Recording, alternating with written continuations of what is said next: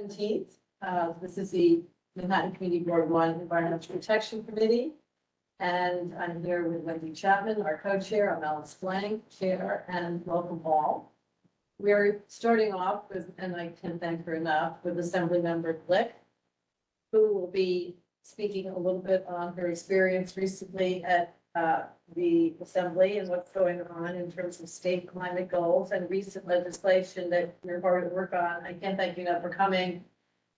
Take it away and we'll follow with a few questions answered if you have some time. So. Well, thank you very much. I appreciate the invitation and sorry it's sort of on the fly. But I did want to just mention a few things that were in the hopper on my part, and then some other things that were happened or didn't happen that were other people's measures. One, we did pass a ban on the taking of horseshoe crabs, which is important not just because these ancient living fossils shouldn't be taken for bait or for bleeding for pharmaceutical purposes when there is in fact a synthetic replacement available.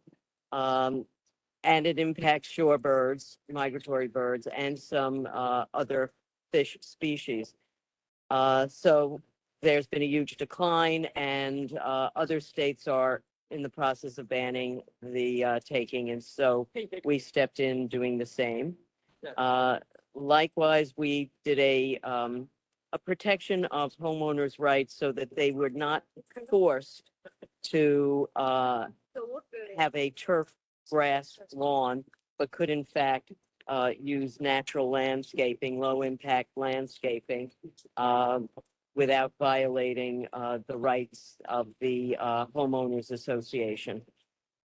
The big bill that has not yet happened, but will, if not this year, next, is the packaging reduction and recycling infrastructure bill. We had a lot of organizations, consumer brands, Chemical Association and others opposed, and they really did a full court press. Some of our co-sponsors got nervous or said that they couldn't vote for it, and it took us a lot of time right at the end of session to rebuild the support, which we did, but not with enough time to have a lengthy debate. So as I say, that bill will come back and it will pass. It passed the Senate. They only have to wrangle 43 members. We have to deal with 100. So it's a little difficult. What did pass, which was a little bit of a surprise, what was the Climate Superfund bill. And I think it was two things. One, I think it was a surprise to the industry that it would move. And two, it's about assessing fossil fuel companies, and they have fewer, well, they have less cachet with people, and it's easier to be against the fossil fuel industry than it is to hear from Kraft Foods about how certain foods will no longer be available in New York, which was, of course, a scare tactic and a lie, but something that concerned people. So that passed, and remains to be seen what happens with the executive, but that's a great bill. And we also passed out of the committee, and it passed on the floor, the wildlife crossing bill, which requires the Thruway and the State Department of Transportation to identify locations where we could create either overpasses or underpasses to allow for the movement of wildlife without interfering with traffic. So it saves lives of both the wildlife and people. So that's a great bill. There was a trails bill that went through committee that will right now on some of the trails in the state when there's a detour, it is sometimes not, it's not clear where hikers and bikers should go. And this was intended to um, ensure that there will be an orderly process for allowing them, hikers and bikers, to know when the trail is being detoured for any number of reasons, a landslide or what have you, what is the appropriate place for them to detour.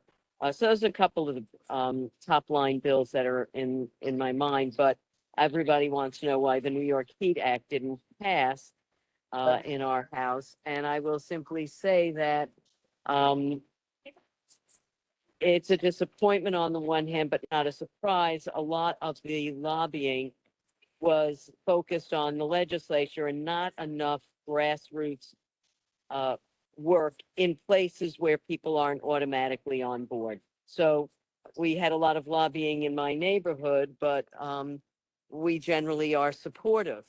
But we did not see it in some of the other communities where colleagues of mine said that they are getting lots of pushback, and nobody has seen any significant organizing in their community. So those are a couple of the things that are top of mind and top line. But I'm happy, and I think it's always best to answer questions. Great, and thank you, and thanks for all your incredible work on the community's behalf. So, well, I'll open it up to questions. A lot of people are online. I see Richard and Justine. Do you have anything that you're, thought there might be something, but maybe not? Wendy Chapman. Hi, Deborah. Thank you, as always, for the update. I really appreciate it. I wondered if there's, I've been just noticing that more and more garbage and recycling and, just efforts in general are kind of, falling apart. And, I kind of feel like years ago we were, as a community, more vigilant. Is there any inspections for that the assembly or money for that? I mean, I'm sure that's part of the sanitation budget, but is there some sort of mandated spot inspections for to see what people are actually throwing out? I think there's just a tremendous amount of glass and aluminum, which is just low-hanging fruit that just gets thrown into regular garbage. Well, I will say that the state does, relies on localities to do their job. We provide through the Environmental Protection Fund, which is at $400 million. It went up from $300 million when Governor Hochul came into office. We got an additional $100 million into the Environmental Protection Fund. And there are resources there that go to localities to assist in building out recycling infrastructure. Obviously, my bill would also do a great deal to help fund recycling infrastructure and lower the cost of handling waste by cost sharing with industry.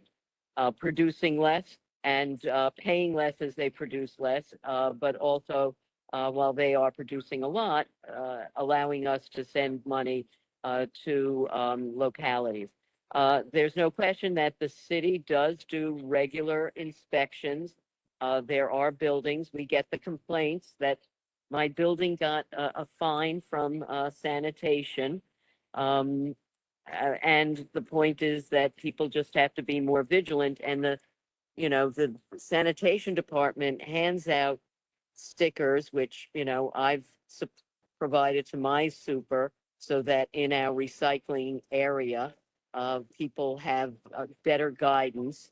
But people can be lazy. I mean, I don't know what to do about people making bad choices or being unconscious. I know that there was somebody in our building who no longer lives there, fortunately, who was heading down to the basement with her trash and saw my wife separating, and she said, "Oh, you recycle."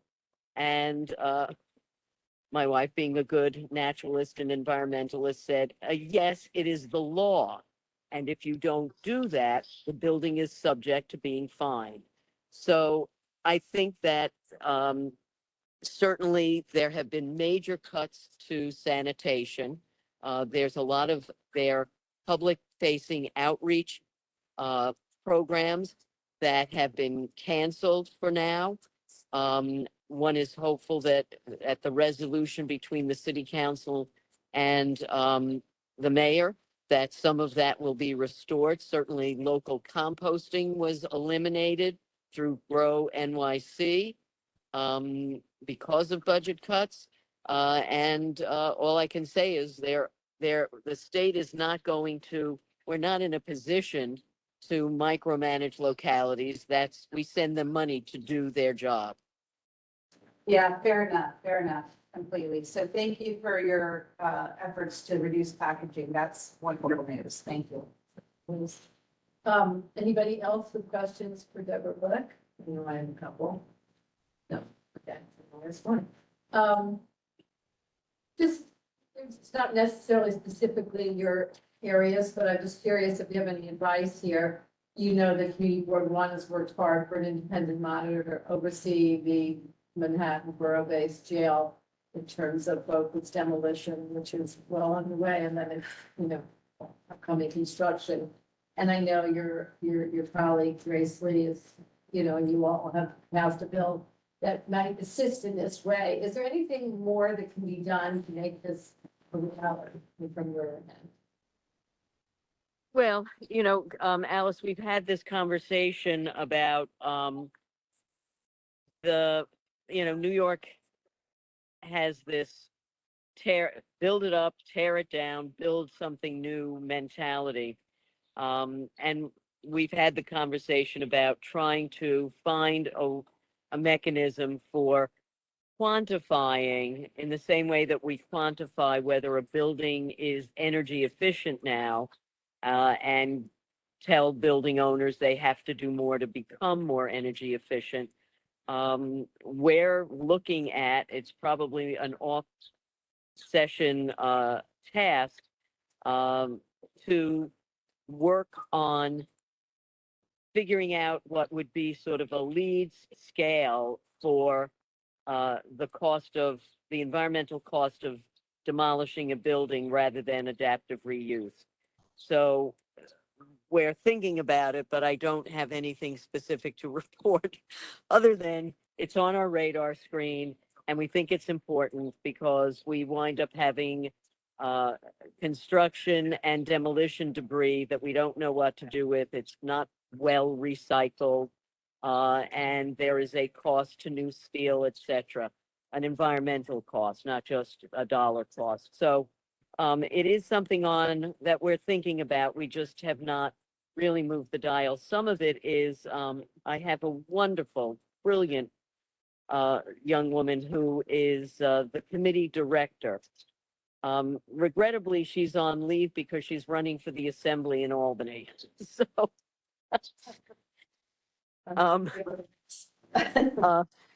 if she gets past the primary, maybe that'll be her first bill as a new assembly member, if she's successful in a primary and a general. But if not, and it's one of those things. I've been as supportive as I can, and recognizing that it would be good for her and good for the assembly, but it would be terrible for me.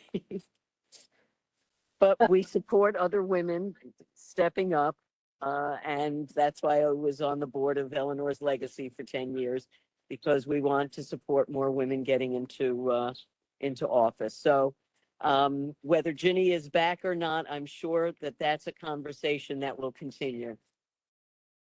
That's great. Thank you very much. And just the last question, where are you, if at anywhere, on the 5G towers that are continually cropping up through the city? Well,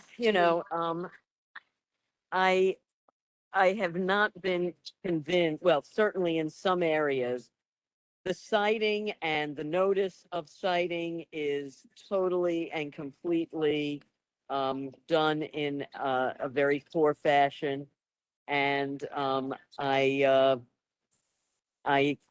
don't, I have opposed them in front of historic structures. And I'm concerned about whether or not they're being placed in an appropriate fashion. They're certainly not noticed very well. You And get- I think it's a struggle. Yeah, sorry, I wanted to ask, do you get any kind of feedback or discussion on the potential environmental consequence, you know, that there's some sense that these may be in fact not healthful in some way? Does that come across your desk ever? Well, you know, we've had for a long time, you know, the EMFs, the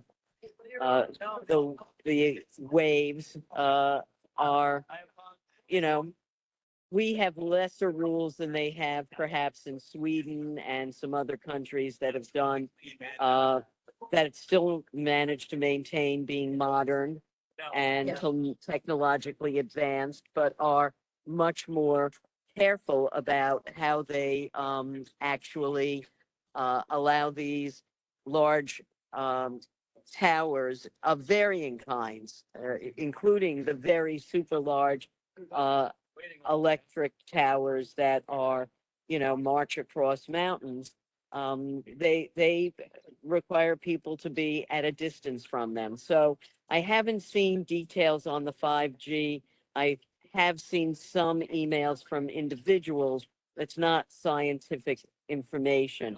So we've opposed them primarily because they've been poorly noticed and because they are looking to be cited in what we think are inappropriate locations in front of a historic structure, in front of a school and the like.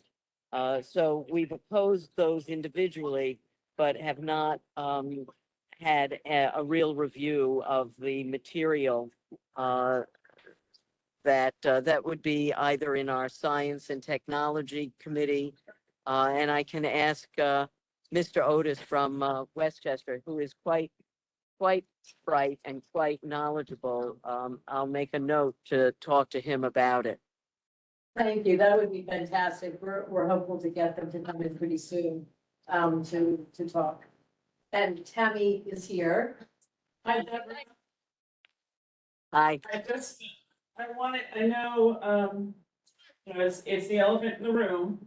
I wanted to ask about the feds just approved the environmental statements from New York State on congestion pricing.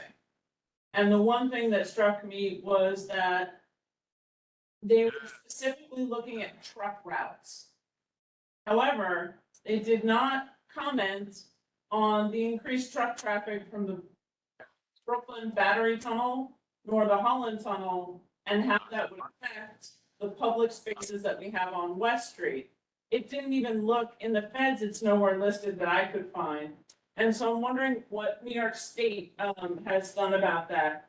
Again, I understand we're not an EJA neighborhood, but the public spaces serve all children, and there is a public school, both an elementary and a middle school that are on the West Side Highway with their public space on the West Side Highway, right along the bike path there.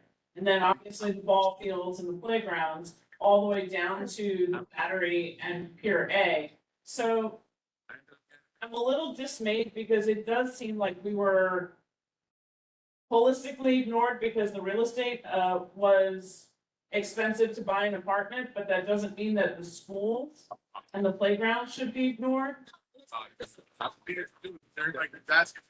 Well, I don't have, I have no idea about, with a, mercifully, it was not in my committee. It was, actually in, corporations, which is the, because it was MTA, and there may have been input from, our transportation committee. There, you know, even where they had an EJ community, and they indicated that there was going to be an increase in fumes on the Lower East Side. They really didn't have a mitigation. They've talked about doing some sort of overpass, underpass, whatever, but they really didn't. Even where there was a a an EJ community that needed to be had their impacts mitigated, they didn't have an answer. So I certainly don't. Yeah, it'd be great if when we work on wherever we are as the cause, they can actually take a look at the effects on everywhere. We understand it may improve the traffic, but, are we sure about, they just never looked at Battery Park City. They forgot it existed in its entirety as the only community west of the Western Highway. Hold on a second. How you doing, Bobby? That's the problem of taking a walk through the park. You run into folks. That's so funny. Well, I think we can leave you for here. So I'm just circling back to a question I had asked earlier, which you answered, which was wonderful about demolition generally and adaptive reuse. But I wanted to just underline that the community would love to get an independent environmental monitor at our brownfield site, which is indeed a brownfield site, though not identified as such by the city of New York, at the jail site. Slightly different point than the legislation to highlight for adaptive reuse. But I just want to make sure that that's something that you are aware of, that this community has been asking for, which is basically someone to look over the shoulder of the city when they begin to do some very consequential developments that's going to happen sooner than later. That's just, I'm sure you've heard about this. I hope you have. And I hope you can support the community in getting this independent monitor to review the environmental conditions of this site. Yes, and Grace did do some work in this area. I will follow up with her to find out what the status is of any conversations about which I may not be aware. Oh, Tracy has her hand raised. Tracy. Hi, Deborah. I'm in the office. Can you hear me? Yes. Yes. I also just wanted to mention that I've spoken with Council Member Marte's office about the effort to have an independent monitor at that site. And I let his office know some weeks ago that if they need additional support from us, we, be happy to stay in touch with them about it. So I can follow up with them as well. Great. Oh, excellent. Yeah, the more the merrier. That would be great. Kira, do you have anything else to add on that? Okay, I think we're going to let everybody from the Assembly Members Park Walk go. Thank you so much, Deborah. Really appreciate it. What a great opportunity to get to see you. Yeah. Well, questions and thank you for what you're doing. I look forward to having some in-person meetings in the very near future. But thank you for accommodating this evening. It's Pride Month, so there are multiple things happening. So Yes, thank you. indeed. All right. Thank you, Deborah. Thank you. Okay. Bye-bye. Bye-bye. Okay, so, well, that was terrific and she to make it. So the second item on the agenda is the interim flood protection measures in Lower Manhattan presentation by Susan Rosen, who's here. Where's the best place for me to be? Sit. Come sit right. Yeah, I mean, given there's so few of us in. Okay, I don't know how to- And online actually more, maybe that's the best. bet. And somebody was looking for, I don't know what happened to the English ones. What are we? Oh, did I take all the English ones away? But we'll get them. We can get them. Okay, what can we do? Sarah, can you bring out those copies of that are on Zach's desk in your folder? Oh, I'm just sorry. I mean, I don't need it for this. I just. Yeah, I knew you were looking for it, so sorry about that. Okay, sorry. Okay. All right, so we've got the presentation up. How many do you need? We don't need them for this. I just I knew you were looking for it, so I just didn't know where they Great. had gone to.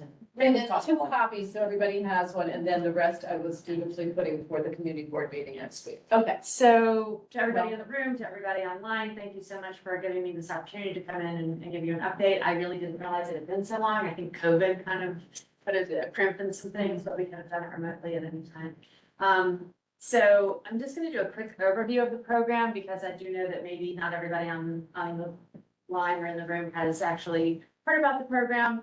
I'll talk about South Beach Seaport and what's been happening over the few years there.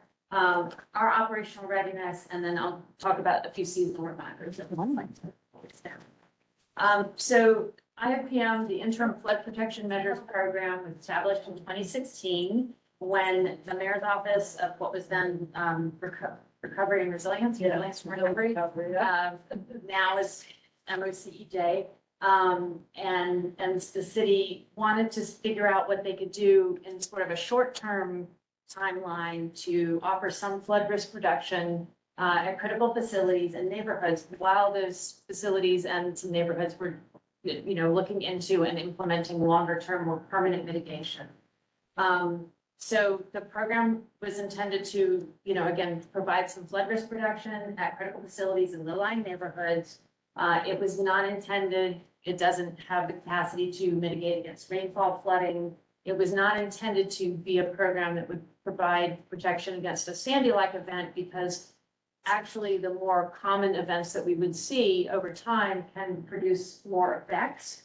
And if we tried to do a temporary program, the kinds of measures that you have to use would have been very disruptive to communities, to facility operations and things like that if you built them up to such a level. And also very operationally difficult. So we don't protect those events, but to the more frequent type storms that we may be seeing, on more time. In a temporary program, you're not going to fully eliminate risk. So we do have some, level of acceptance of some seepage and things like that. And we have not been activating for anything outside of a tropical storm because the forecasting times are not advanced enough to give us enough warning to get everything out there in enough time.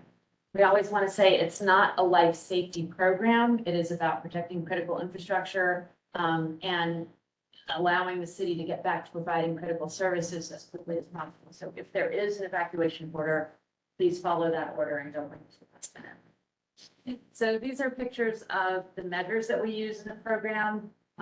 We use the wire mesh cage, fabric lined Tesco barrier that you see on the bottom right. That gets filled with a clean fill material. We can put those out and leave them out for a number of years without them deteriorating.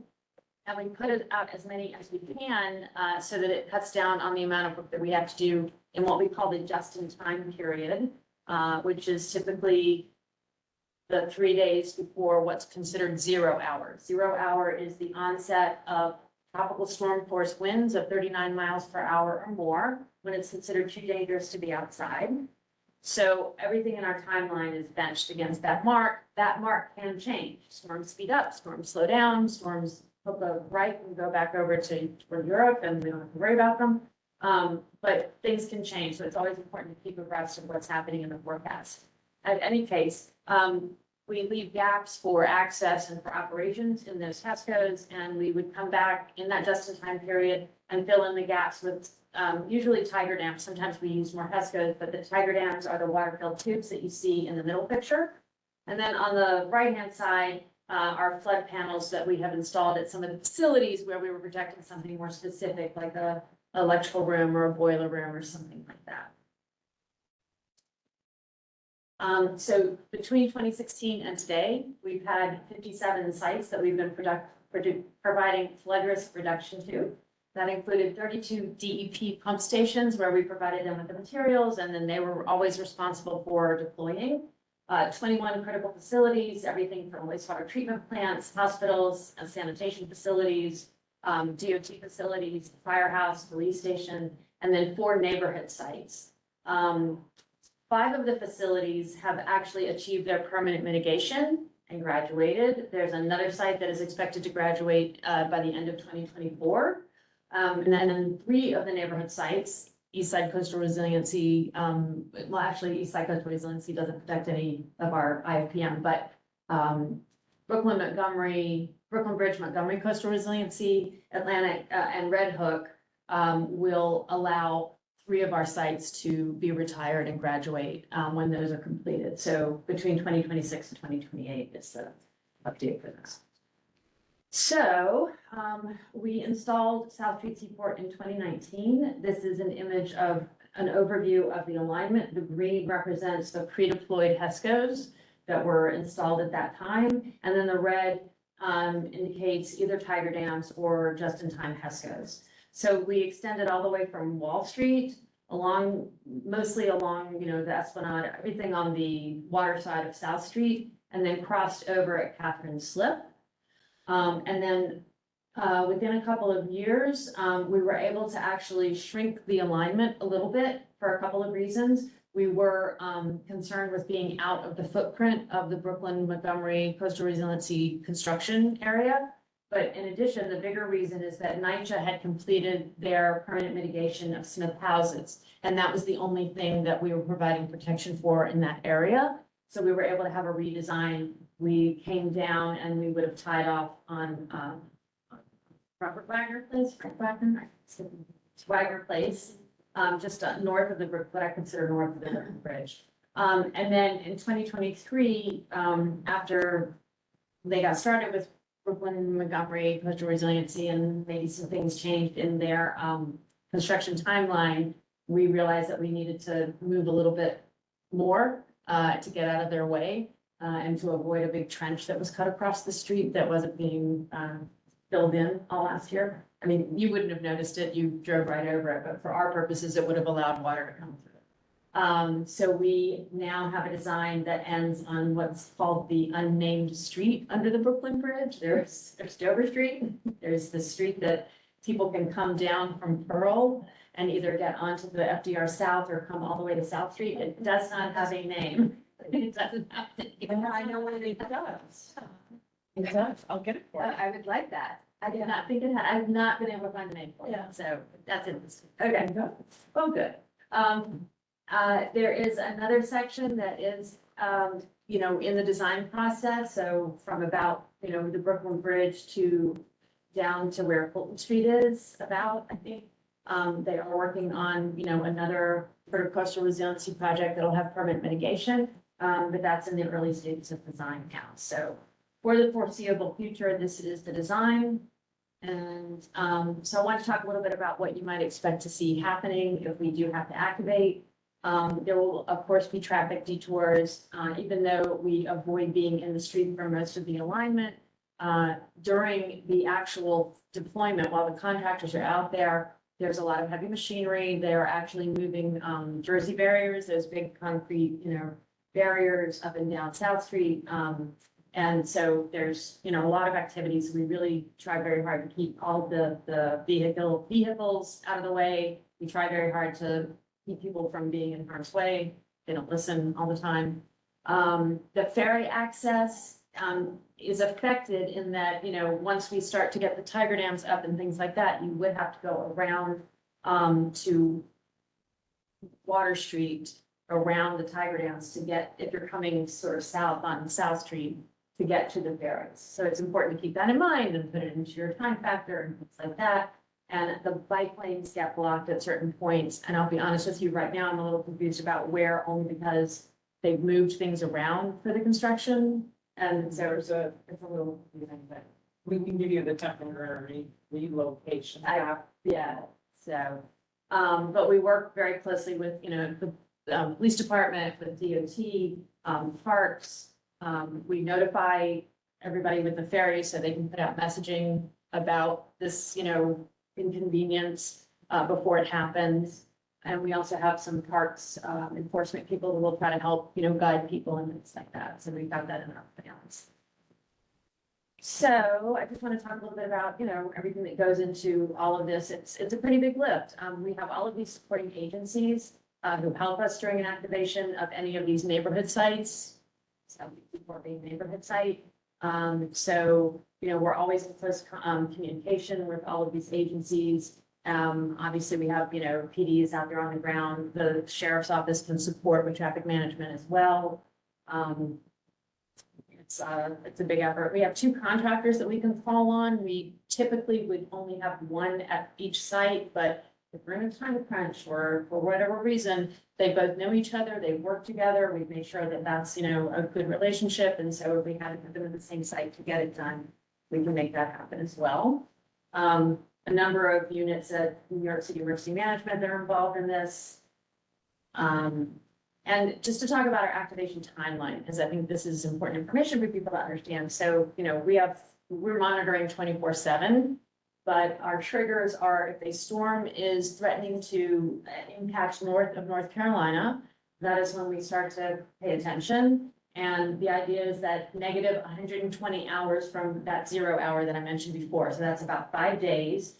All the New York City agencies and the Red Cross and the Salvation Army and anybody who might be involved in a response to this kind of storm gets on a call, talks about what might be happening, what they're doing, what their preparations are, et cetera. And then we make a recommendation. If we're seeing possible surge impacts, then IFPM makes a recommendation to our, EM leadership, and they feed it onto City Hall. City Hall makes a decision on whether or not we're going to deploy. And then we have the capacity to be on the ground and deploying at negative 72 hours. So, that's really enough time to get all of this done. And we want to be finished by about negative 8 hours so that everyone who's working can get to their place of safety. Storm is over, it's safe to be outside. We will start to, coordinate the deinstallation, obviously focusing on traffic impacts. So you might see, the traffic impacts get taken away and stuff still sitting by the side of the road for a day while they go someplace else to remove another traffic impact. So that just might be, see. And then we also always do after action. So we're always trying to figure out what we can do better. It's not going. Good. Can you go to the next one? Can you Continue with the next one. Okay, we do exercises, we do training every year to make sure that everyone knows what's going on and that our, contractors have people who are trained. Again, we actually did deploy at South Beach Seaport for Tropical Storm Isaias in 2020, so that's the picture that you see there. In the end, there were not the surge impacts, but, up until the last minute, they were still predicting some possible surge in the area, so that's why we were there, out of an abundance of caution. The following year with Hurricane Henri, we had 4 sites that we saw possible surge impacts. And we actually mobilized those contractors. We had them standing at 4 sites with a total of about 200 laborers ready to go. And we were up, at 5 o'clock in the morning on the phone with National Weather Service to hear what the latest predictions were. And they, to the last minute decided, no, we are not going to get that kind of surge. And so we said, okay, everybody go. So that's what happens. But it's what we do. We're there to be ready and prepared. It's great that they. Okay. Real quick, this is a graphic that the National Hurricane Center puts out every year. This is their seasonal outlook. And you can see in the circle graph, the pie graph, that this is 85%. This is a very above normal prediction year. That does not tell us anything about where the hurricanes are going to make landfall or what kind of impact it will have. Every storm is different, and you shouldn't use an experience that you may have had in the past to determine what you're going to do for whatever storm might be coming. Please, if there's an evacuation order, again, evacuate and don't wait until the last minute. But just wanting people to be aware that, this is a hazard that we have. And just because this is what we do all the time, we're always talking about all our emergencies. We know we're having a big heat emergency this week. Big heat wave is coming. And so it's really important to make sure that you have good information and that you can find places to be cool. So you can take a look at the extreme heat page. You can Google New York City pool options and you'll find this. So we have something called the Cooling Center Finder. When we have a heat activation, we open cooling centers across the city. And in past years, that only gets turned on when we are having a heat activation. something that we are doing this year, because heat is not going away and it's getting worse every year, even if we aren't meeting our triggers for a heat emergency. We have something called cool options, and people who need to find a place to be cool, if their air conditioning pumps out or whatever. They can go on this, it's open, the finder is available 24/7, and you can find places that aren't exactly cooling centers, but a museum that you can go to and be there for free. You can go to some local, elected officials' offices and things and cool off for a little while and things like that. So it's a new thing that we're doing, which is really exciting. And in general, we just want people to be prepared, make a plan, get your supplies, get informed. Signing up for Notify NYC is a great way to get the best up-to-date official information all the time. So that's my spiel. Thank you very much, Susan. I see the first hand up, Justine.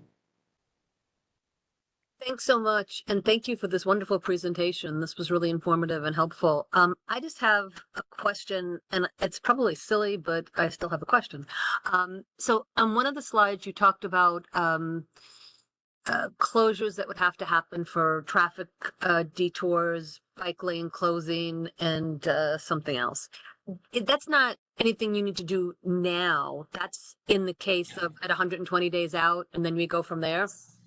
So, yeah, well, actually, yes, it likely would only be about 48. We would start at about 48 hours because we Okay. want to minimize as much as possible. Yeah, we start talking about it at negative 120. We start getting ready. But we wouldn't typically see our contractors out doing anything until about negative 48, which is about 2 days before the 0 hour. That makes sense. Thank you so much. I appreciate it. Of course. Thanks, Justine. Anybody else online or, of course, in the room? Wendy? So if you see a really big storm coming that's going to exceed what you're designed for, do you just not set up, or do you set up with the idea that maybe it kind of skirts us and it's only a lesser storm? So that's a really good question, and that's sort of the answer. It hasn't come up yet, and it's up to City Hall. But, our feeling is that exactly storms change, they can change very quickly. So even if 2 days out, it's telling us that it's going to be another Sandy type event, and we aren't, that's not what we're built for. We would recommend deploying, because you don't know by the time it gets here, it might not be that bad, and we might have some impact that would be beneficial. Yeah. And then you have insurance if all that stuff floats away. The city is self-insured, but it's not gonna float away. I mean, that's one reason why you see the Jersey barriers going. That's our anchoring system for the tiger. If a tiger dam gets punctured or whatever and becomes buoyant, then that's there. Thanks. I think Vera, son, you have remaining, hi Vera. Hi, how are you? Thank you so much for this presentation. I live in the Seaport, so it's very important to me. I have a question, Susan. You mentioned that you had deployed in 2020 and 2023, right, with Henri. Was there anything that you learned from deploying your measures during those storms that are going to help you with the future? Definitely. We didn't actually deploy in 21 for Henri. We mobilized, so we were ready to deploy. But in 2020, it was actually, yes, we learned a lot. The engineers are great, and they, make sure that everything that we're doing is, appropriate. But until you really get out there and do it in a sort of a real environment, even though we had done exercises before this, one thing that came out of it, I mean, this is something you wouldn't notice, just looking at it, but the contractors, a lot of the alignment had curves in it. Like you have to curve the Tiger Dam to meet the HESCO and things like that. And it's not that easy. It's not as simple, and it takes time. And so we came back to the engineers, and since we had to do a redesign anyway for other reasons, we made changes to where the HESCOs were so that the Tiger Dams could then sort of run directly into them perpendicular. So that was helpful. It did validate our timing assumptions, which was great. We had never done it in a real time before, so that was a good, experience. I know we had other lessons learned, I just can't think of what it was at this point, but, you know, we did have a whole, a program of, you know, implementing things that are always to be improved. Okay, thank you. And my one other question was, how do those measures or deployment measures, the Hesco Bears and Tiger dams, how would they alleviate the inland flooding that happens? Is there a relief that, yes, Right, you're talking about like the rainfall flooding. yes. So we have it, right. So the engineers worked very closely. DEP was extremely helpful in analyzing what drainage there is, looking at whether water would come from, you know, backing up from the coastline up through the drainage system, whether there was protection on that and would allow water to go out. So they took that very heavily into consideration. At some of our sites, it was considered that we need to have pumps available if we do have a high rainfall. And this, in their analysis, this actually was not one of them. So it's, you know, if we did need to deploy pumps, though, if we saw that was happening, we would bring those out and be able to do that. Okay, great. Thank you. I have a couple of questions. Yeah. What, in becoming a department, you were saying earlier, did your budget change? So, I don't know that, like, I don't know that was an impact of that. This happened, you know, actually, I think 10 years ago, and I wasn't in the agency. 10 years ago, it became. Yeah, we've done- Something, the Office of Emergency Management? Yeah. Well, 5 years ago, you said it, that's what's on top of the presentation. No, it's been nice ever since I've been at the agency this time. Okay, well Yeah. then, Yeah. okay, so, like, let me ask you another way, Yeah. what is the budget for? For this program or for the agency? The agency? Oh, I don't know. Okay, for this program. Yeah, so, you know, it's varied over the years because, you know, of installation and design, et cetera, et cetera. It's, this past year, we were at about 500,000. 500,000. And how much did it cost when you deployed for ISAS? It's a really good question. I'd have to go back. Can I get back to you on that? Do you mind if I go back? Of course, it seems like a very low budget. People mind remembers north of 800,000. I thought it was much more, I thought it was a tremendous. Yeah, I was like, figure. yeah, between 800,000 and not quite a million. I think that's about right. So your budget is, So deploying doesn't include an emergency deployment. I mean, our budget does not include an emergency deployment. That's outside of, that's maintenance, that's paying the engineers if we have to redesign.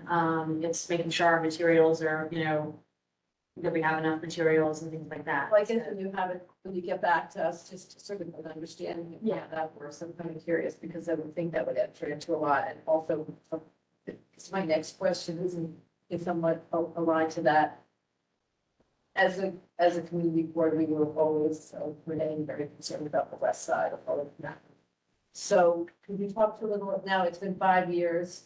I see my recollection of the early presentation, which was very quite simple, right? Nothing's changed in terms of the types of, you know, you have Tiger Dams, you have the Yeah. Hescos, and you have the gates. So that those haven't changed. Has there been any change in those 5 years in the review of what will happen on the west side? No, I don't, we completed the feasibility study for the west side just a couple of years ago. And we did present, yeah. Well, the issue that I remember is that there were only something like 3 buildings that hadn't been approved. And it was like a cost benefit analysis type of thing. It was, no. Yeah, I remember that. I Yeah. just was wondering that, I always questioned whether that really, I guess, was 100% accurate, if you will, in terms of what, you know. I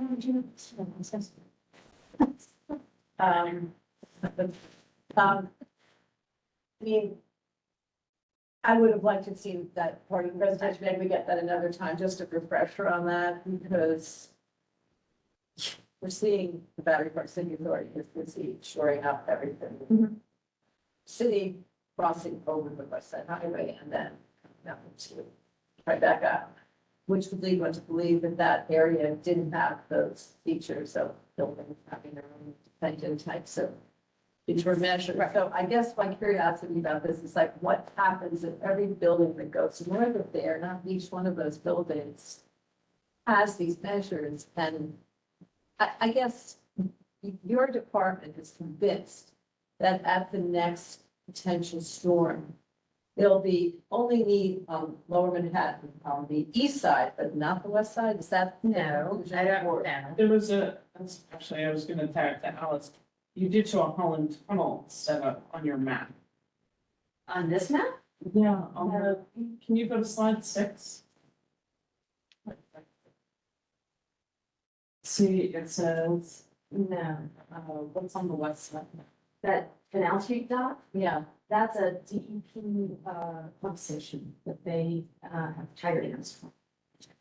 So it only protects the pump station. Again, this program was focused on critical facility, and some low-lying neighborhoods. The issue on the west side for us is that with what we can do within this program, there was not, enough of a benefit to enough of an area. that's what I don't understand. I guess I would just have to see the physical reality of that, because here you have this whole sort of line around Fidei and the seaport, and yet we have absolutely nothing, and we don't even have plans for anything on the entire west side, which was acutely affected during I know. the storms. And it just still is mind-boggling to me that the west side is still not being reviewed or considered in any way for interim measures, not, permanent, which we also don't have. Well, permanent I would push for the permanent. The problem with, and so, one of the differences between, South Street and the west side is that we are below the FDOT on South Street. We're not impacting major route, a major possible evacuation route during a hurricane. And so that kind of, calculation has to be part of our calculation. When we're looking at, the cost benefit of what could happen on the west side. For the amount of protection that we can provide and what it would benefit. Could you elaborate on that? I'm not sure. For example, just take anything from Canal Street, our neighborhood, so go south side of Canal Street down to Chambers, So the we, open area, right? Is that not getting? so to be able to do Where that, it's the lowest, sorry to interrupt, but that's one of the lowest line. from areas. Canal Street to, let's say, Battery Park City, right? That's the area that we evaluated.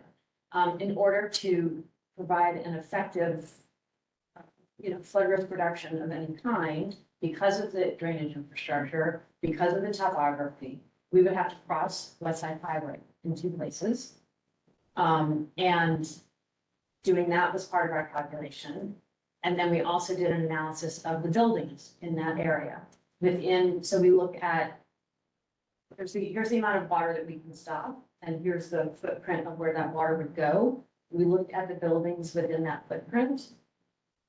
And what we found was that, with all of the, reconstruction and new development and all of the other things, is that there were a limited number of buildings that would even have benefited from an IFPM alignment that would have to be much longer than those few buildings and also impact the west side. What about Canal Street itself? In other words, you get this huge flood where Canal Street, Canal, you have some of the lowest lying areas in Tribeca. What if there was just the tiger dams brought out on the occasion? It just doesn't work that way. You can't just, if the No, I water, understand, but it can go around, it would go here, and that's what the engineers are there for, to tell us, well, I guess I would love to follow up and not to put this all on you, but and we discussed this now for years. It would be, and I don't think we ever got this, correct me if I'm wrong, the actual analysis and study, rather than, I remember the map.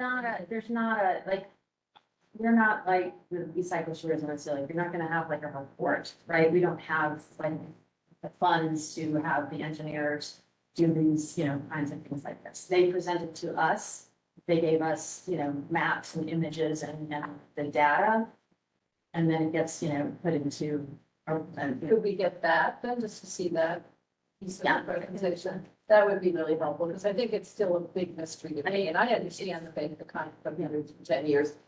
And I still don't appreciate why we can't touch the entire west side. So I understand what you're saying, I just would like to better understand. Okay, and I think I'm not alone in this, to say the least, so that would be helpful. Tammy, So I think where I'm going as a follow-up is we now know that the Battery Park City Authorities will be doing resiliency protection and crossing the west side highway on the southern side. okay, So they will go all the way up to the south side of North Moore.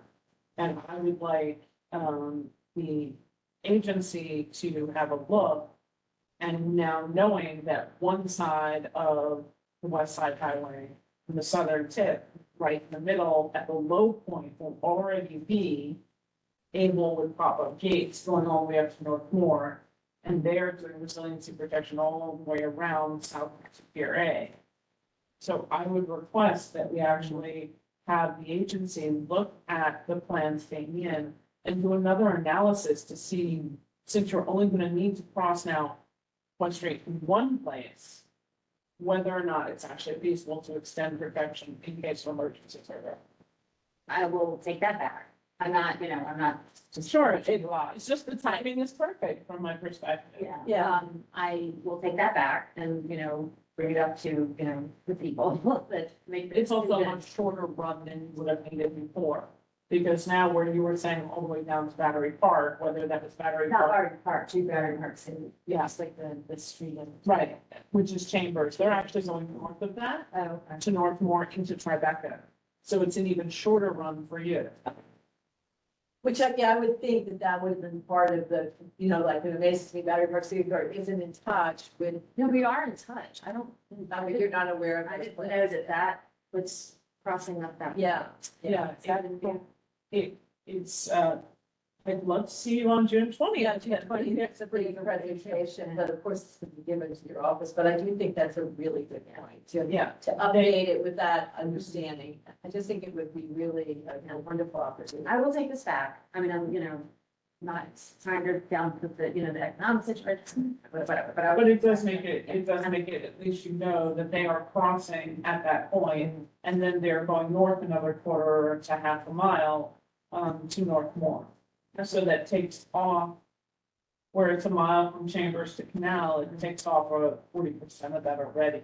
I'll go back and look at the. Is there a- How much space do you need on the ground. sidewalk or ground or whatever? Right. Where you drop all this stuff, like how wide is your? So the HESCO is only about 3 feet wide, but the footprint of Tiger Downs, because they get to achieve the 4 feet in height of a HESCO, they have to be stacked in a pyramid. But that's on the road. Well, it depends. It just depends on, that's an 8-foot footprint. But that comes and goes, so now. That comes and goes. But you also have to have room. Have that space, so that- With you. right. So the HESCOs are 3 feet. The HESCOs are 3 feet, and those we cannot put across the road because life safety is always paramount, and the fire department, if they had to get through, they would. Yeah, and can you stack it right up against a building? The engineers don't like us to do that, depending. I mean, we have in some cases used a building as our endpoint, because they feel like the weight, they didn't do analyses of, structural integrity of these buildings, because that was in the budget, right, and part of the mandate. And they are concerned about, structural load against defaults. Depends on how old. I've got, Justine? Thank you. I'll be pretty quick. So on this map that we're looking at, what do the blue dots and the green dots stand for? The blue dots represent the NISA managed sites over the years, and then the green dots are the DEP pump stations that they were managing. Oh, that's what you're protecting. Okay, I get it. Yeah. And just remind me again what IFPM stands for, and then I thank you. Interim- yeah, That's okay. Interim flood protection measures. Thank you. Okay, interim. Thank you. Yeah. I have just two other, but while you're here, can you tell us where and everyone might know this, but I don't, where's our cooling center for Lower Manhattan? So there's not, And our hurricane right, so. deposit center? So the cooling centers, you really do need to look at the cooling center finder because we are constantly updating it. You know, this center, their air conditioning conked out, so we'll take it off the finder. This center, the hours have been extended because the heat is gonna be hot until 9 o'clock at night. So it's really important to go online and look at the heat finder. It's also, I think, best to look online or call, or you can also call 311. You don't have to be computer savvy. You can call 311 and they'll tell you where your nearest cooling center is and also where your nearest evacuation center is. There is a list in this pamphlet and you can find this online as well. But you want someone to look online because we open these as they are needed, right? So, you know, we have these different zones and we only, you know, we have to be careful. So these are evacuation centers. And then we have what we call a solar center of shelters around those. And we open them as needed as they get put. Tammy, you had something to add, thank you. Absolutely. That opened me up to exactly where I wanted to go. Okay, Okay. Lower Manhattan yes. has a high point, at which point the center of the island, for example, where we're sitting right now, is in a decent zone. There is no place that's actually an hurricane evacuation zone anywhere near in Community Board 1. In fact, there's only one over by CD3 and it's not large. And I don't understand why we can't get an evacuation place that is in the Civic Center, which is the highest point in Lower Manhattan. So people, if they wanted to stay local and evacuate, could, they didn't need to go half a mile. So are you saying that the evacuation center is the only center or the shelters? The presentation that we saw, the only, like, if you look, Uh-huh. where is there an evacuation shelter? There's nothing Okay, close to here. the civic center, I'm sure we've come to them probably, but I'll bring it back to our. City Hall, Lead, Yeah, that's. this building. I'm talking about the whole area here, which is actually in a non-flood zone. City Hall, Tweed Courthouse, one center. You're right. Any of the buildings, yeah, any of the buildings that are right around here. We're in a non-flood zone? You see the green part? Yes, that, It's floods, but it's not, For the high point. we're the high point. Broadway's the high. right. Right, so it's about finding a place that, if you're gonna evacuate, that people evacuate that aren't quite as far. Okay, it's still an evacuation zone. And so that does mean that has the potential to flood. So, you know, I think we have taken all of our shelters out of flood zones. I realized that wasn't a great plan. But I will take that back as well. Yeah, I mean, There are any number of reasons why we are or are not in a specific place for sheltering. I'm not the shelter manager, but I will take it back. it would be great to have something that's remotely near us. These are all great points. Okay, well, so we have a few take backs, but I think, is there anybody else that's? Okay, and I think, right. Never mind. Forgot, so we'll let it go. I just want to thank you, Susan, for the presentation. Really curious about how we can get up to my side, about Hurricane Center. I know, I was asked by a community member, what happens if there's a storm and the cars parked at Pier 40, I think there's some question, go flying off here? I don't know why I was asked, but it's bizarre. Is there something like I could, I said, oh, to have insurance. I mean, it's just one of those things. It's off any roof of any garage. Right, like anything. Yeah, it's like, It's there's nothing private special about it being in Hudson River. Yeah, no. I think it's just private insurance. Okay. Is that a high-rise garage on here? Yes, yeah, it's a rooftop, right, garage on the pier. So, Bill, my question that I have. All right, and so we look forward to hearing back from you. Thank you so much for taking. No, thank you for having me. Yeah, it's nice to We meet you we again. hope you don't have to deploy. Yes, that too. That's what we're. That's always my hope. I just don't want to leave New York. Yeah, we're in the wishful thinking Yes, all right. So I think we're all doing well here, just after 7. So last but certainly not least, just Leslie, from the Institute for Sustainable Infrastructure. And she is going to tell us what they do. We learned about them when, I think it's Tammy, received a letter on a resilience plans for the seaport, which are being reviewed on the 27th of June. And in that letter, they mentioned that this institute is working very closely with EDC on the planning for seaport. And so I went, well, who are they and what do they do? And their particular program that they're using is called Envision. So I think Leslie is going to introduce exactly what that is. She's the head of the education portion of your institute. I'll fill you in. And with a PhD, I see the education director. So thank you so much, Leslie, for coming, for taking the time, for coming in person. It's very kind of you. And take it away. Okay, well, welcome to my presentation about the Envision Framework and the Institute for Sustainable Infrastructure. As Alice said, my name is Leslie Brunel. I'm the Education Director at ISI, and prior to joining ISI, I was a professor of civil engineering right across the river at Stevens Institute of Technology. So during this presentation, I will be providing details on how Envision was implemented within the Battery Project, one of the 4 coastal protection projects within Lower Manhattan Coastal Resiliency Project. But I will only be doing that one because that's the only one that has gone through the verification process.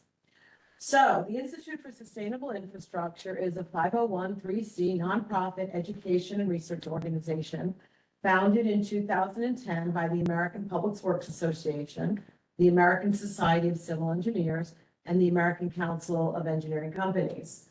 At that time, each founding organization was independently developing a sustainable infrastructure program and saw the need for a standardized framework for classification of sustainability practices. These organizations decided to work together, forming ISI, to develop and manage a common tool. Along the way, there was collaboration with federal agencies, universities, consultants, professional societies, municipalities, and others. The resulting tool, the Envision rating system, was well vetted by industry experts. The Envision rating system is globally accepted. We have active partners in Canada, Italy, Mexico, South America, and recently China. Infrastructure plays a critical role in the current global challenges and is a priority of the current political administration. There's an urgent need for changing the way infrastructure is designed and built. The business as usual approach frequently shortchanged the environment and did not address community needs. Designs of the past did not sufficiently forecast or mitigate the environmental impacts we have experienced. The design of infrastructure lacked a common tool to address and assess these important issues. Infrastructure has to be built right. Many of the progressive companies who currently work to ensure that sustainability of future infrastructure are members of ISI. So ISI members include a diverse group, as you can see, and we have architecture, engineering, construction companies, planning companies, government departments, and public agencies, along with over 131 academic institutions. ISI offers diverse programs and resources centered around sustainable, resilient, and equitable infrastructure. This includes the Envision Sustainability Professional Credential, the ENVSP, the Self-Assessment Checklist, which can be used as an internal assessment of a proposed design, and the third-party verification process, which further demonstrates a project's dedication to sustainability. ISI also has an active research partner led by the Zofnass program at Harvard University. So let me now introduce you to the Envision framework, a blueprint for the fundamental change in infrastructure development. The Envision framework is applicable to all types and sizes of infrastructure. Components of the Envision framework include the V3 guidance manual, the self-assessment checklist, professional training and credentialing, the maintenance of the ENVSP credential, requires 7 continuing education hours annually after the first year. And these hours count towards both professional engineering license and the professional planning license. Becoming an ENVSP is essential for a member of the design team to work on and submit a project for verification. The Envision framework is clear and comprehensive set of standards.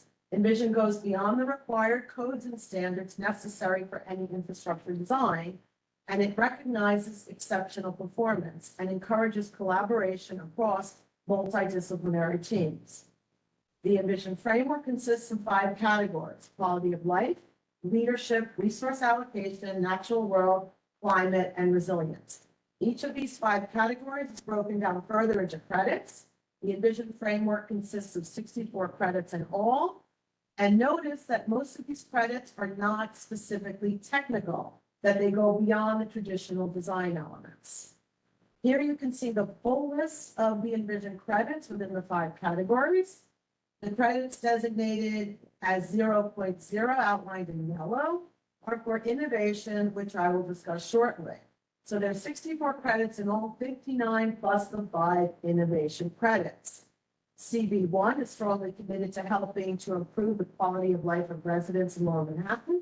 Envision includes 14 credits related to quality of life, and the LMCR battery received over 50% of the total points available, achieving the highest level or the Platinum Award. Innovative elements were recognized within both quality of life and resource allocation for the battery project. This graph illustrates the importance of implementing sustainability early on in a project. Envision provides the framework for project teams to follow at the very beginning to evaluate sustainability elements within the design. The framework is a valuable tool as infrastructure projects are being planned. It has also been proven that the cost of implementing the Envision framework is not significant. A recent study showed that the cost is less than 5% of the total project cost to implement the framework and follow the project through verification. So let's take a closer look at the V3 manual. This is what an Envision credit typically looks like. The Envision V3 guidance manual is the official reference for the framework. Each credit within the guidance manual has a 2 to 3 page layout. This one has a 2-page layout. And let me take you through a closer look at the credits. So each credit can be identified with a, is it working? It's not working.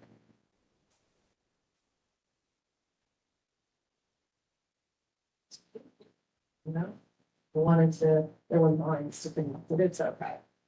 So we've got the intent, which gives you the purpose of the credit, the metrics, which are how the credit will be measured, the total number of points available, the level of achievement. As you can see, there's 5 possible levels of achievement, the description of the credit, which explains the sustainability issues addressed within the credit, the performance improvement or the set of benchmarks which the project must address within the credit, the evaluation criteria to assess the levels of achievement. So those are the specific questions which a project must address. Oh, now the lines are there. To achieve the different levels of achievement. And then the related credits, as these credits do not exist within a silo, that they are shared across different categories. So documentation that is submitted can be submitted for multiple credits. Here are the levels of achievement. Just move this. Okay. The different levels of achievement you can see here: improved, enhanced, and superior significantly increase the reduction in negative impacts. Conserving level is defined as having no negative impact, and restorative level significantly signifies restoration of societal systems and or natural resources and ecosystems. Levels of achievement have an associated point value that varies between credits. These points are tabulated on the scorecard. Here you see that quality of life 1.1 has a total of 26 credits, while leadership 2.4 has 14 credits available. Progression is not necessarily linear. And some of the credits do not include every level. So here you'll notice that LD 2.4 does not include a restorative level. In most credits, the lower levels must be met in order to achieve higher levels. This is referred to as a cumulative level of achievement. So here you'll see that pursuing a superior level would have to demonstrate that it has also met the criteria for the improved and the enhanced levels. There are also credits that are non-cumulative, so the lower levels do not have to be met to achieve a higher level. So in this one, Natural World 1.3, with the preservation of prime farmland, here enhanced and superior levels require criteria A, B, and C relating to managing an impact, whereas the conserving level can be achieved by an alternate pathway D. Let's look now at innovation, which is rewarded within the Envision framework. And as I mentioned earlier, these are credits that are designed, designated as 0.0 and are awarded only for extraordinary performance. Innovation drives advancement in sustainability. Envision encourages innovation by creating space for it to be rewarded and recognized. This may include technologies, best practices, or processes. The points for innovation do not factor into the denominator, only the numerator, so they help achieve those bonus points. To the pre-assessment checklist, this is a free and easy to use Excel document with embedded formulas to track points within different alternatives. It's a great design tool for alternatives and explore options for any infrastructure design. Envision verification promotes positive change and rewards sustainable project achievement. This is a third-party, transparent process which confirms that projects meet Envision criteria. Independent recognition is an important component of increasing awareness and initiating systemic change, excuse me. To the end, ISI offers an optional third-party verification and awards program for recognizing sustainable project achievements. ISI's independent project verification program is a transparent process to confirm that a project meets Envision evaluation criteria. The verification process involves 3 unique parties: the project team, the ISI point of contact, and the verification team. One member of the project team must be an ENVSP to submit a project for verification. The verification process validates that designs are sustainable and resilient, addresses environmental justice, creates jobs, and promotes economic recovery. Verification also promotes collaboration between internal and external stakeholders to advance industry best practices and promotes innovation. There are 2 pathways for verification: the design review pathway A and the post-construction review pathway B. In both cases, the review process is iterative in nature, and the project team will have the opportunity to respond to verifier comments and provide additional documentation. Envision awards are based on the total percentage of points a project has earned. Verified is 20%, silver 30%, gold 40%, and platinum, the highest level, is 50%. So how is Envision being applied at all levels, the federal, the state, and local? So in Canada, requires a climate change resilient assessment for all federally funded infrastructure projects, and this includes the Envision rating system. California Bill SB 44, all transit projects must meet sustainability goals and guidelines, of which the Envision framework is included. In Florida, Miami-Dade County, the Envision must be incorporated into the planning, design, and construction and operation for any county-funded infrastructure project. St. Petersburg, all city infrastructure projects must meet Envision Gold.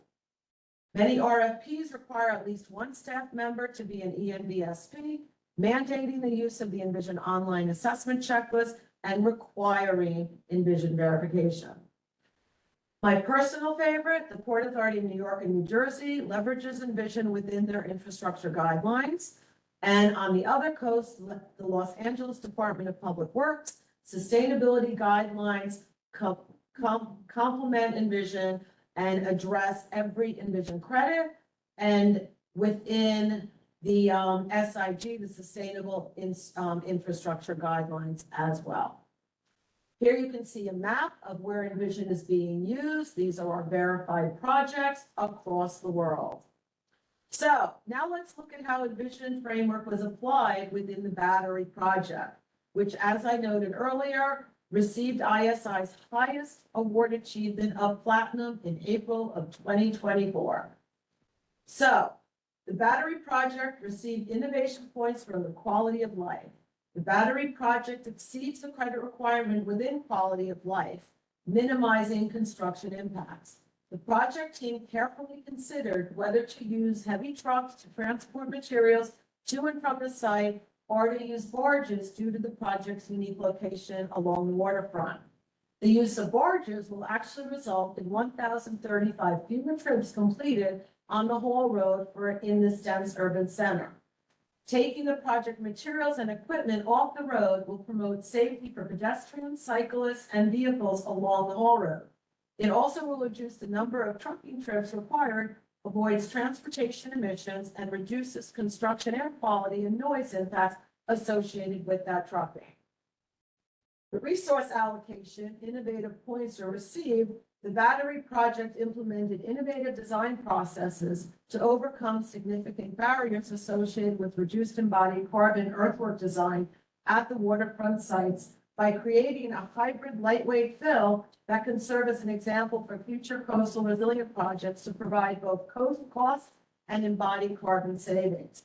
The project incorporated the use of an innovative foam glass aggregate material that diverts waste from landfills, reduces transportation impacts, and provides significant embodied carbon savings. They distributed that when they came here. Okay, yeah, there's a little sample. Yep, no, they were here, we know about this. Yep, okay. So this innovative hybrid fill of foam glass aggregate and expanded shale clay is ultimately going to produce a split profile, which you all know about now. In view of this section, the foam glass will be below that aggregate fill, that expanded clay shale clay fill. They're also doing a lot of work with material management, and this material management strategy was used to inform intensive material inventory analysis. This was used to inform project material selection for the design and development, which was implemented through innovative contract requirements that address aspects of sustainability not directly recognized within the Envision framework. Many of the materials are being reused, further reducing the embodied carbon and the transportation requirements associated with those materials. Examples include the wooden sea rails, which you can see here. On the right is as it was taken from the existing battery site. The middle, that lighter image, is during the refurbishment, and then the left is the after restoration. So these materials are going to be reused. This includes, as I said, the sea rails, the granite, the benches, the railing, and other items which will be refurbished and reused. Here are some pictures of the actual granite salvage as it was being taken place at the battery existing site. Here is now the stockpile on site within the construction limits, very, very clearly labeled. It's an extensive inventory system was established to track the materials as it was coming out and where it's going to be reused.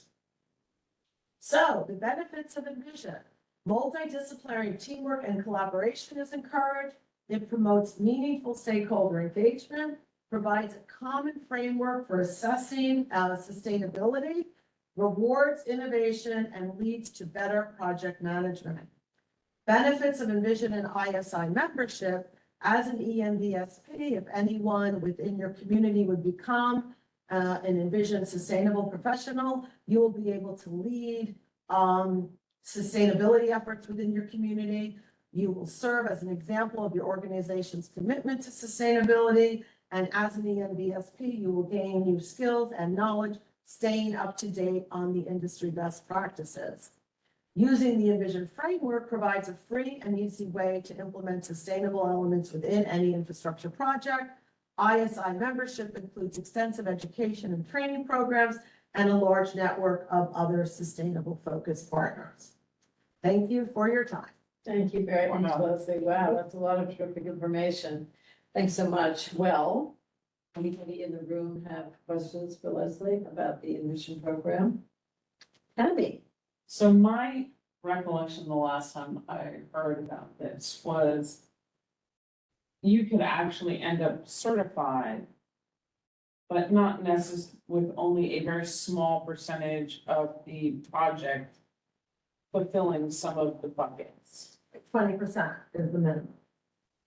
And, but does that, I mean, in that 20%, you're including transportation to get there. It's not necessarily like, is there, if you went back to, for example, your classifications, one could argue as to what you're looking at for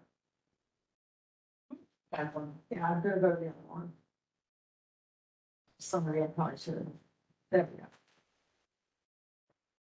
So when you're taking a look at it, obviously the thing that we take a look at the long run is the quality of life, right? The natural world, which is part of what we look at as the most important aspects of any project. You know, reducing and reusing, absolutely. Leadership. It's how you fill your bucket. You Right. can achieve 20% any way. But you don't have to have 20% of each one of them. No, it's the total amount. 64 credits? 20% of 1,000 points. The whole total of the points added together equals 1,000. So if you can achieve 20% by weighing it basically towards the quality of life and let's say leadership, that's gonna be fine. A lot of the credits won't apply.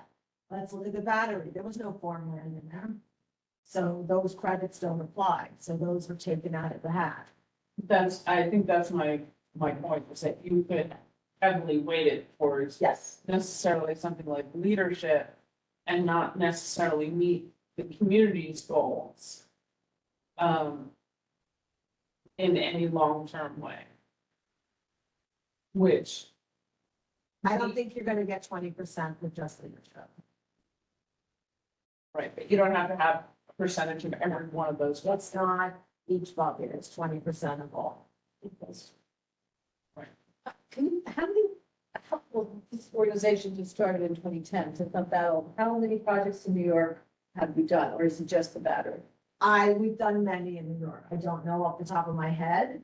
But if you go to our website and you go to verified projects, so there's different, when you go into the website, there's different tabs. Verification tab, you go to verified projects, you can search by location.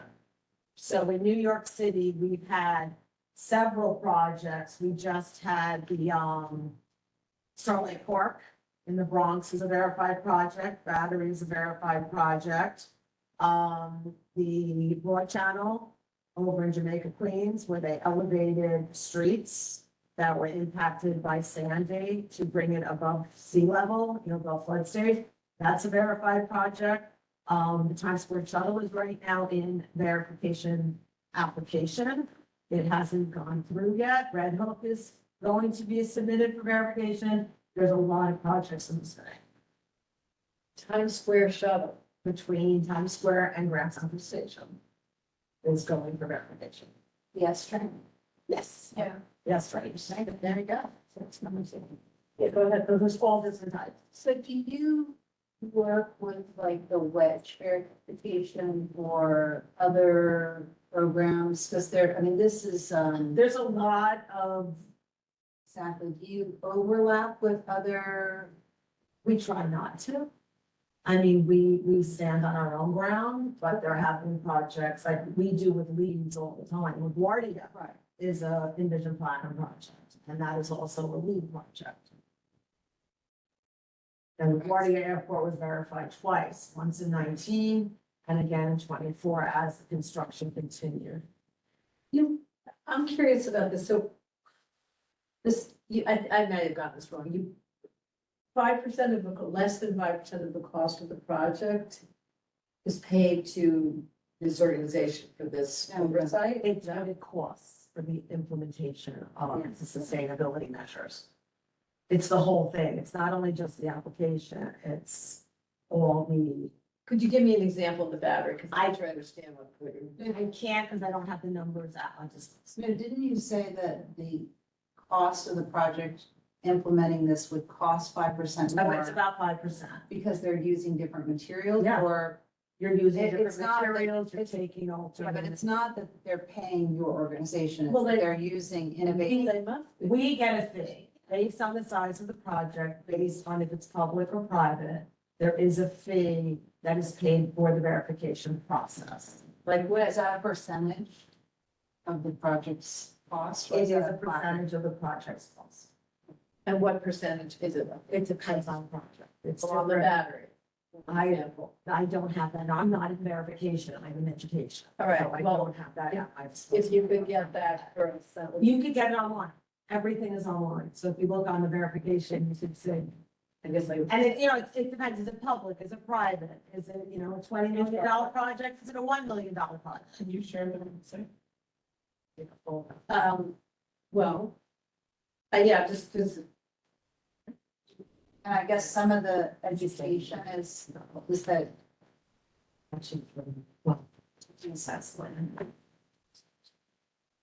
Well, I'm not sure I fully grasp all of it, but I guess we'll learn more about it as we see more projects using it. It sounds like, very good. It sounds like they'll not. Is, am I right in that the Lower Manhattan Coastal Resiliency Project is using the system, the emission framework? I know the Seaport. I believe they are, but none have completed verification yet. So this is our website. If you go to verify project, Oh, Justine, sorry, now I see your hand. No, that's okay. I just, now as you look at the website, I'm just trying to understand what that was talking about with the money. This is Verify Project is saving 5%, spending 5% extra.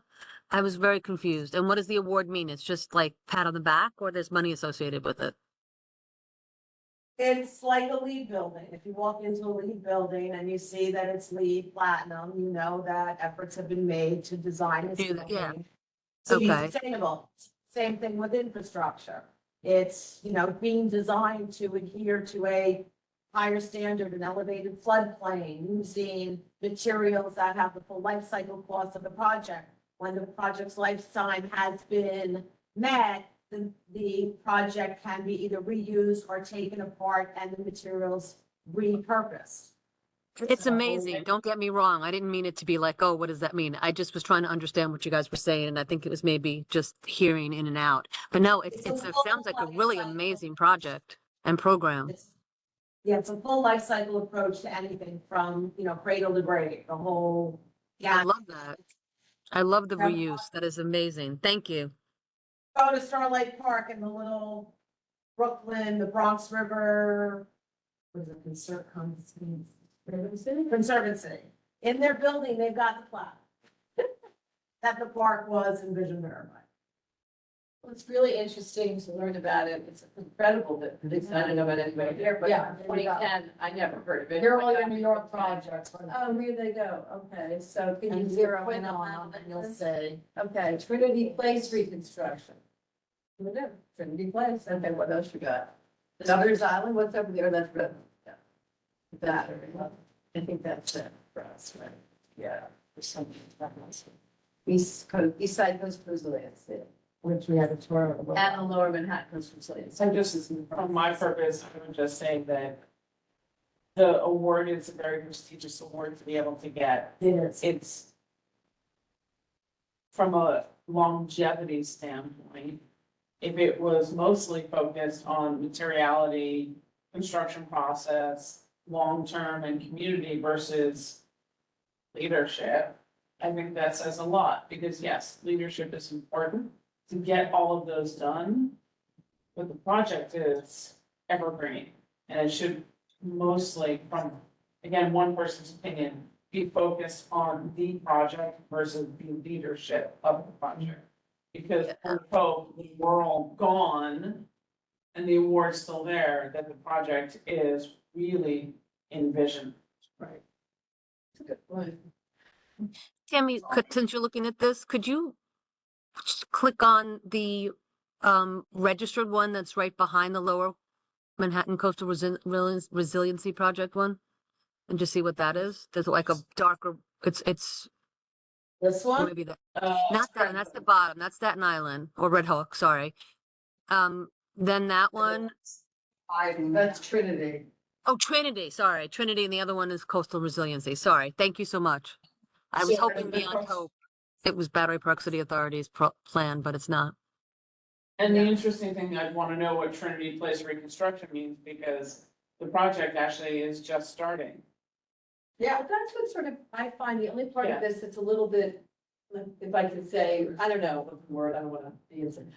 A little bit challenging, is that we never heard of it, and if we're, as community, we're not stakeholders in any way. And I mean, the fact that our chair says the head of this committee and everyone else didn't ever hear of it, it's a little, right? A little bit of just, it's like a missed opportunity. What is it? I'm not sure if you're hearing, Is it it, but enough? that's something that we need to kind of think about. That's what we're working on. Right, I mean, I asked you to come. we're a young organization and a lot of, states have embraced us and yet we have low presence in other areas. So Well, it's just that the battery has been fully designed. We were part of the design conversations for the last 10 years.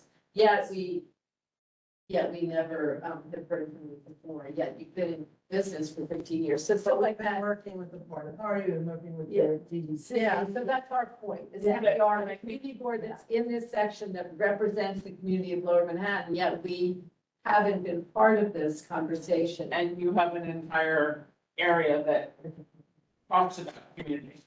Right, so. You understand what I'm saying? Well, and so when community is like, does the project engage with the community? Is that the idea when they're, when it says community and you're. Yes, and it has to be documented thoroughly. Right, right. So, we're usually part of that process. So now that we know. so And you are part of the process, and the documentation was submitted. Right, With you exactly. guys, and the meetings that you had with Ms. Stantec and Hunter Yeah, yeah, Roberts and, Yeah, so you're not running the meetings, you're just verifying that they happened, as Yes. part of. and the documentation has to be, Exactly. it can't The be, certification. oh, we had meetings on these days. Right. It has to be the minutes of the meetings and real documentation that, this was brought up and we took this to heart and resulted in this. So in this upcoming Pecksliff school meeting that's on the very project that you're now next up to that with, the Seaport Coastal Resilience on June 27th, would somebody from your organization be there representing you in some way? If it hasn't gone through verification, probably not. If it hasn't gone through, but Because if it hasn't gone through verification, we are not. Right, so the project designers or. That'll be the project And they team. submit it to you, Right. and then you verify everything, and then you get back to That'll be the project team. Right, so you're kind of an auditor of sorts. So is there a part where someone presents and the community is, let's just for the argument's sake, really not happy with whatever large parts, small parts of anything? It's not part of your evaluation, because your evaluation is only that they attended a meeting and provided information. Correct? Again, I'm not a verifier. No, I'm just. So I'm that's not what gonna- you're saying. I am not going to attest to that, but again, the project has to document engagement with the community. And I would assume that if the community wants something and it's not incorporated into it, how are you going to ask for points for that? Because you engaged. Showing up is But engagement. remember, our levels of achievement have to be the minimum. So if you're going after community engagement, you have to show that you are listening to them. I asked the head, not the head, but somebody higher up at the mayor's office of climate environmental justice, are you using WEDGE, the Waterfront Edge Design Guidelines and whatever, the Waterfront Alliance? And he said, this was at a meeting, one of the meetings, he said, for example, oh, no, we're doing much more than that. We're working even at a higher level. Is that this program, do you think, or are there many programs that? I would City hope is it's using? a program, but I can't, But I in can't like the- definitively say yes or no. Usually an architecture studio, you will use LEED, and that'll be that, or years ago, or. Oh, like there- it's for habitable structure. Right, environmental conscientiousness, Right. that you would go with LEED. You would have 3 different Right. programs that you were trying to jump hoops through. So I gather that this program, if I'm, capturing this correctly, is the main program that's being used by the city in some of these coastal resiliency plans. Is that right? Or you don't really know? Again, I hope it is, and I know from many of the city agencies that they're using it, but I'm not gonna say definitively they all are. Well, it's certainly a question we'll bring up, at this, that. I mean, the MTA is, the DGC is, the Port Authority, New York, New Jersey is. It's really interesting to know about it. Who knew? Well, wonderful. I'm so glad you came. I really appreciate it. And, if you can get back to us on the question about the financing of the battery as an example, just what it cost, what the city paid or something, whatever that was. As I said, I don't know if I'm at liberty to reveal that, but I will find out. I guess, think it would be probably, maybe not. And Anyway. as a one question, is there a heavy weighting towards, not adding more carbon or Yeah. greenhouse gases to the? Reducing embodied carbon is a huge So it component. has like a heavy weight Yes. in there. I was just. And again, if you go through the points in the manual, you'll see, some credits are worth 8 points, others are worth 26. So obviously, the ones that are rated higher are the ones that you get the most, that you're talking, the carbon reduction is big. So who would we reach out to, potentially you, again, to speak to us specifically about the points that are being achieved, for example, in this Seaport Coastal Resilience Plan? Once the project is verified, it would be anybody on the project team or somebody from ISI. But it has to have already gone It has through, to already have gone through. so it has to be fully designed, that you can.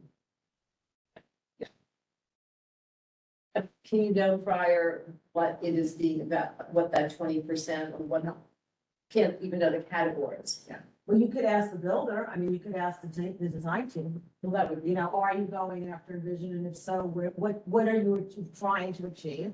And where are you weighing your points? But it's all gonna be hypothetical until it goes through the process. that's actually a really good question. That's helpful to know.